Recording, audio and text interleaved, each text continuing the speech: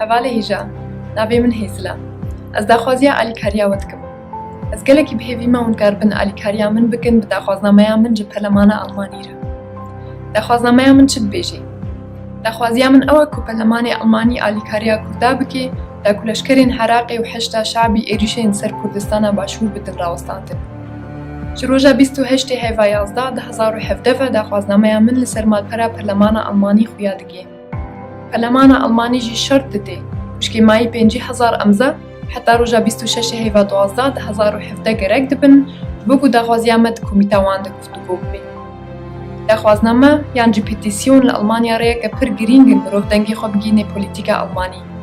Îbeyî alîkariya we ez bêhêzim. Ji kerema xwe petîsyona bi hejmara 7443 li ser malpera Perlemana Almanî emza bikin. Her kes ji her welatî garê emza xwe bide. Çawa hûn ê vê malperê bibînin? Gotina dengê te dengê me bidin Facebook ji bo agahdariyên zêde û vê nûçeyê jî di navdost û hevalên xwe de belav bikin.